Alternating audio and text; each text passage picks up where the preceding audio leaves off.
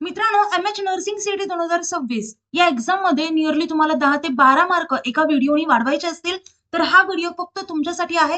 कारण आजच्या लेक्चरमध्ये आपण केमिस्ट्री या सब्जेक्टचे न्यूमेरिकल पीवायक्यूज पाहणार आहोत. यामध्ये एमसीक्यूज क्वेश्चन्स असतील आणि काही प्रिव्हियस इयर क्वेश्चन्स देखील इन्क्लुडेड असतील. तर मित्रांनो, मी धरती तुमचे एज्युकेटर ग्लोबल ऑनलाईन या युट्यूब चॅनलवरती तुमच्या सगळ्यांचं स्वागत करते. आणि आजच्या लेक्चरमध्ये आपण most scoring subject which is chemistry, तर या सब्जेक्टचे आपण न्यूमेरिकल क्वेश्चन्स पाहूयात. कारण न्यूमेरिकल क्वेश्चन्स वरती नियरली 10 ते 12 क्वेश्चन्स इझिली एक्झाम मध्ये विचारले जातात. चला तर आता लेक्चरकडे वळूयात. आता मित्रांनो, तुम्हाला जर एम.एच नर्सिंग सीईटी 2026 या एक्झाम मध्ये टॉप करायचं असेल, टॉप कॉलेजमध्ये ऍडमिशन घ्यायचं असेल, तर तुम्ही आपली लाईव्ह बॅच जॉईन करा जी 12 तारखेपासून सुरू झाली आहे. आता त्यामध्ये तुम्हाला फुल सिलेबस लाईव्ह लेक्चर्स मिळतील. ते कधी मिस झाले तर रेकॉर्डेड लेक्चर्स देखील अवेलेबल आहेत. यासोबतच full syllabus plus chapter wise test series देखील आहे. प्रॅक्टिस साठी क्वेश्चन बँक आहे आणि रिव्हिजन साठी फुल सिलेबस नोट्स देखील आहे. आता मित्रांनो, यासोबतच मेंटरशिप मिळते, यासोबतच काउन्सिलिंग कोर्स देखील मिळतो. आणि जर तुम्ही नर्सिंग सीईटी सोबतच PCM CET, PCB CET, JW NEET या एक्झामला देखील प्रिपेअर करत असाल तर त्याची देखील 12 तारखेपासून आपली लाईव्ह बॅच सुरू झाली आहे. आणि प्रत्येक एक्झामची लेवल, पेपर पॅटर्न, सिलेबस हा कम्प्लिटली डिफरंट आहे. सो आपल्याला प्रत्येक एक्झामसाठी वेगळा अभ्यास करावाच लागतो. आता मित्रांनो, प्रत्येक कोर्स सोबत आपल्याला सेम फॅसिलिटी अवेलेबल होणार आहे. जर तुम्हाला 5ही course at a time buy करायचे असतील तर त्याची प्राइस असेल फक्त 10,000 रुपये. ही असेल कॉम्बो ऑफर. आणि जर सिंगल कोर्स बाय करायचा असेल म्हणजे कुठलाही एक कोर्स, तर त्याची प्राइस असेल फक्त 5,000 रुपये. आता कोर्स जॉईन करण्यासाठी दिलेल्या नंबरवरती कॉन्टॅक्ट करा किंवा प्ले स्टोर वरती जाऊन ग्लोबल ऑनलाईन ऍप डाउनलोड करा, ओपन करा. ओपन केल्यानंतर नाव आणि नंबर एंटर केल्यानंतर तुम्हाला असा इंटरफेस समोर येईल. इंटरफेसच्या पहा डाउनलोड साईडला स्टोअर्स आयकॉन असेल त्यावरती क्लिक करा. त्यावरती क्लिक केल्यानंतर तुम्हाला कोर्सेसचं पेज दिसेल. कोर्सेसच्या पेजच्या सर्च बॉक्समध्ये तुमच्या कोर्सचं नाव टाईप करा. खाली कोर्स येईल, तो कोर्स ओपन करायचा आणि एनरोल करायचा. त्यानंतर कोर्सेसच्या सर्व गोष्टी तुम्हाला ऍक्सेस होतील. यासोबतच तुम्हाला आपल्या व्हॉट्सअप ग्रुपवर ऍड केले जाईल जिथे तुम्ही माझ्याशी, त्यासोबतच आपल्या बाकीच्या एक्सपिरियन्स एज्युकेटरशी पर्सनली कॉन्टॅक्ट करू शकता आणि तुमचे एज्युकेशनल रिलेटेड त्यासोबतच पर्सनल डाऊट्स देखील तिथे सॉल्व्ह होतील. चला तर आता क्वेश्चन्स कडे वळूयात. फर्स्ट क्वेश्चन आहे नॉर्मल ब्लड पीएच. आपली जे बॉडीमध्ये ब्लड असतं, रक्त असतं, तर त्याचं पीएच विचारलंय. आता नॉर्मल ह्युमनचं ब्लड हे स्लाइटली बेसिक असतं,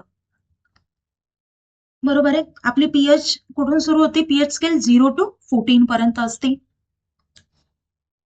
इथे 7 ला न्यूट्रल असतं आणि 0 to 6 म्हणजे ऍसिडिक आणि 8 to 14 म्हणजे बेसिक.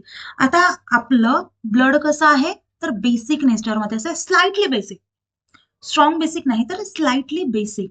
आता याच्या थ्रू आपण हे एवढं कन्फर्म करू शकतो की फर्स्ट ऑप्शन कमी होतो, कारण 4.5 हा ऍसिडिक आहे.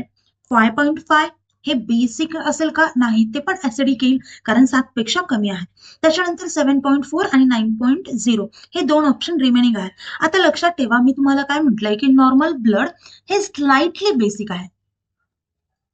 स्लाइटली म्हणजे थोडंसं बेसिक आहे. सो थोडंसं म्हणजे 7 आणि 8च्या या दरम्यान येईल. म्हणजेच काय ऑप्शन असेल? करेक्ट ऑप्शन असेल 7.0, 7.4. 9.0 म्हटल्यावरती त्याचं बेसिकचं प्रमाण म्हणजे स्ट्रॉंग बेसिक हा होऊन जाईल. पण आपलं ब्लड हे स्ट्रॉंग बेसिक नाहीये तर स्लाइटली बेसिक आहे. त्यामुळे करेक्ट ऑप्शन असेल option C. Next question, H atoms in 1 mole of CH4. आता इथे पहा CH4 याच्यामध्ये किती हायड्रोजन ॲटम्स आहेत? 4 हायड्रोजन ॲटम्स आहेत, बरोबर आहे, एका मॉलिक्युल मध्ये. आणि 1 मोल इक्वल्स टू किती असतं? 1 मोल हॅज N मॉलिक्युल्स, बरोबर आहे. त्याच्यामुळे H ॲटम्स इक्वल्स टू काय येणार? हायड्रोजन ॲटम्स इक्वल्स टू काय येणार? तर 4 into Na.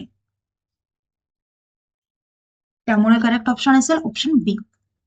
Next question, ratio of hydrogen and water in hydrogen and oxygen in water. वॉटरमध्ये हायड्रोजन आणि ऑक्सिजनचा रेशिओ विचारला. फर्स्ट ऑफ ऑल, वॉटरचा फॉर्म्युला काय असतो? केमिकल फॉर्म्युला, तर H2O. आता याच्यामध्ये 2 ॲटम्स आहेत हायड्रोजनचे आणि 1 ॲटम आहे ऑक्सिजनचा, बरोबर आहे. मग रेशिओ काय येणार? 2:1.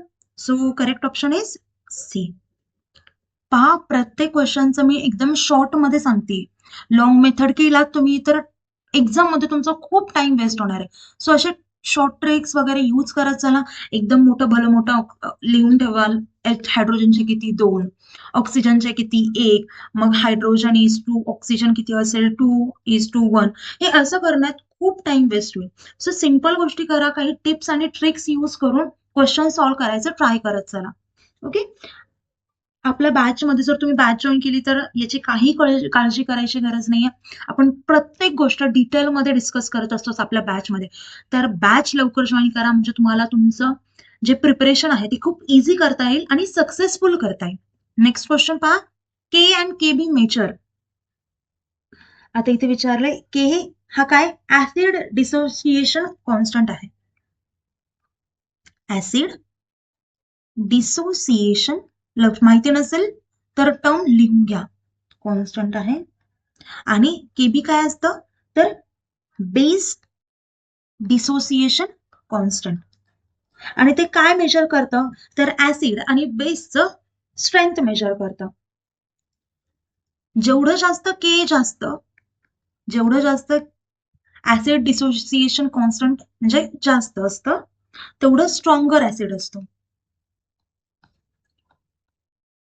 आणि हायर केबी असेल तर काय असेल स्ट्रॉंगर बेस. समजताय? हे गोष्टी काही लक्षात ठेवा. इथे क्वेश्चन मध्ये असं पण विचारू शकतात की के जर जास्त असेल तर काय असेल, स्ट्रॉंग ऍसिड असेल, स्ट्रॉंग बेस असेल, न्यूट्रल असेल, असा देखील क्वेश्चन विचारू शकतात. सो या टर्म्स देखील लक्षात ठेवा. एखाद्या वेळेस के चं फुल फॉर्म विचारू शकतात, कोणता कॉन्स्टंट आहे हे देखील विचारलं जातं. सो या सगळ्या गोष्टी बारकाईने लक्षात ठेवा. आता के आणि के बी हे काय मेजर करतात तर स्ट्रेंथ मेजर करतात ऍसिड आणि बेसची. त्यामुळे करेक्ट ऑप्शन असेल ऑप्शन बी. नेक्स्ट क्वेश्चन पहा आता. ऑक्सिडेशन. ऑक्सिडेशन मध्ये काय होतं तर लॉस ऑफ इलेक्ट्रॉन होतो. Oxidation is loss, reduction is gain. Oxidation मध्ये लॉस ऑफ इलेक्ट्रॉन होतात, रिडक्शन मध्ये गेन ऑफ इलेक्ट्रॉन होतात. इथे ऑक्सिडेशन आहे, त्याच्यामुळे करेक्ट ऑप्शन असेल option B, loss of electron. समजलं? गेन ऑफ इलेक्ट्रॉन म्हटल्यावरती रिडक्शन येतं. काही चेंज म्हटल्यावर नाहीये म्हटल्यावरती न्यूट्रल येतं. आणि शेअर इलेक्ट्रॉन म्हणजे covalent bond. Next question, pH12 H+ equals to what. आता मित्रांनो आपल्याला इथे H+ कॉन्सन्ट्रेशन विचारलंय, बरोबर आहे. pH इक्वल्स टू काय असतं minus log of hydrogen concentration. आता H+ इक्वल्स टू काय आहे तर 10⁻⁻12. आता इथे लक्षात ठेवा करेक्ट ऑप्शन काय असेल ऑप्शन डी, कारण 10⁻⁻12 m आलं. समजतंय? खूप सोप्या गोष्टी आहेत, फक्त एवढाच पॉइंट आहे की तुम्हाला सगळ्या गोष्टी लक्षात करून घ्यायचंय. आता एवढं लक्षात जरा ठेवा, जर pH इक्वल्स टू x असलं असतं तर इथे फॉर्म्युला काय झाला असता H+ इक्वल्स टू काय असलं असतं 10⁻⁻x. ही व्हॅल्यू इथे आली. इथे pH किती आहे 12, त्याच्यामुळे 10 पॉवर किती आलंय 12. समजतंय? Next question, equivalent mass equals to molar mass divided by what. आता इक्विव्हॅलेंट मासचा आपल्याला फॉर्म्युला माहिती पाहिजे. Equivalent mass depend on the substance valency. त्यामुळे इक्विव्हॅलेंट मास इक्वल्स टू काय येणार molar mass divided by valency. म्हणजे ऑप्शन करेक्ट कोणता असेल तर ए ऑप्शन हा करेक्ट असेल. Next question, atomic mass of chlorine. क्लोरीनचा ऍटॉमिक मास विचारलाय. Chlorine exist as a isotope. Cl equals to 35 and Cl equals to 37. आणि त्याचं एव्हरेज वेट काय असतं तर 35.5 असतं. आणि त्या ऍटॉमिक मास विचारलाय, सो करेक्ट ऑप्शन असेल ऑप्शन सी. 12 कोणाचा असतो ऍटॉमिक मास तर कार्बनचा असतो. 24 कोणाचा असतो मॅग्नेशियमचा असतो. आणि 40 हा कॅल्शियमचा असतो.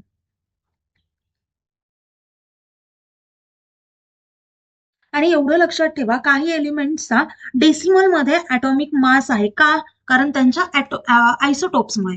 ही गोष्ट सुद्धा लक्षात ठेवा, आयसोटोप्समुळे काही एलिमेंट्सचा ऍटॉमिक मास हा पॉइंट मध्ये येतो, जसं की क्लोरीनचा आला. नेक्स्ट क्वेश्चन घ्या आता. Electrons in Fe+3, Fe = 26. आता इथे पहा, न्यूट्रल आयन जर म्हटलं तुम्ही ते किती येईल, आयन इक्वल्स टू किती येईल, 26 इलेक्ट्रॉन्स. Fe इथं काय +3 आहे, याचा अर्थ काय असतो, लॉस्ट 3 इलेक्ट्रॉन लॉस्ट केले. याचा अर्थ इलेक्ट्रॉन्स किती राहिले, इलेक्ट्रॉन्स इक्वल्स टू 26 मायनस का घेतलं, कारण लॉस्ट 3 इलेक्ट्रॉन्स, सो -3. जर गेन असला असता तर +3 झालं असतं, पण इथे लॉस्ट केले, त्यामुळे इथे किती येणार, 26 - 3 इक्वल्स टू 23. त्यामुळे करेक्ट ऑप्शन असेल option B.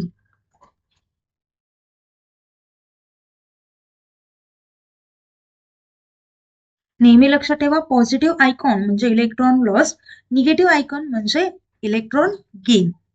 Next question. If 20 gram of sugar is dissolved in 18 gram of water, what is the percentage concentration of the solution? आता पर्सेंटेज कॉन्सन्ट्रेशनचा फॉर्म्युला काय असतो, तर solute divided by total solution into 100. Solute किती आहे, तर 20 ग्राम. Total solution किती आहे, total solution, आता इथे पहा, टोटल सोल्युशन इक्वल्स टू काय असतं, टोटल सोल्युशन इक्वल्स टू काय असतं, सोल्यूट प्लस सॉल्व्हंट. सोल्यूट किती आहे 20, सॉल्व्हंट किती आहे 80, म्हणजे टोटल सोल्युशन किती झालं 100 ग्राम. आता 100 ग्राम इंटू किती करावं लागलेलं आपल्याला 100, मग 100 कॅन्सल, सो पर्सेंटेज किती आलं कॉन्सन्ट्रेशनचं 20%. समजतंय, त्यामुळे करेक्ट ऑप्शन असेल ऑप्शन बी. आता मित्रांनो, हे सगळे क्वेश्चन खूप जास्त महत्वाचे आहेत. प्रत्येक टॉपिक हा तुम्हाला डिटेलमध्ये डिस्कस करावा लागेल आणि त्यानंतर त्याचे काही क्वेश्चन सॉल्व्ह करावे लागेल फॉर प्रॅक्टिस. त्याच्यानंतरच तुम्हाला तो टॉपिक परफेक्ट होईल आणि एक्सपर्टचं गायडन्स नक्कीच लागेल. या सगळ्या गोष्टींसाठी तुम्हाला आपली बॅच नक्कीच जॉईन करावी लागेल आणि ती बॅच जॉईन करणं अजिबात विसरू नका. आत्ताच्या आत्ता ग्लोबल ऑनलाईन ऍप डाउनलोड करून तिथून एनरोल करा, किंवा काही प्रॉब्लेम आला तर मी नंबर देखील दिला, त्या नंबरवरती कॉन्टॅक्ट करा. आणि कुठल्याही प्रकारचा अदर डाऊट्स असतील तर व्हिडिओ खाली कमेंट करून मला नक्कीच सांगा. आणि जो पण क्वेश्चन तुमचा आता सुरू आहे व्हिडिओमध्ये, तर व्हिडिओला पॉज करा, त्याचा आन्सर कमेंट बॉक्समध्ये टाईप करा, म्हणजे मला पण कळेल की तुमचं किती छान प्रिपरेशन होत आहे आणि कोणत्या टॉपिकमध्ये तुमच्या आन्सर्स हे चुकतात, आणि सो मी त्या गोष्टी अनालाइज करून पुढचा व्हिडिओ बनवत जाईल. आता मित्रांनो, आपलं लेक्चर इथेच एंड करूया. Thank you, nice day, bye.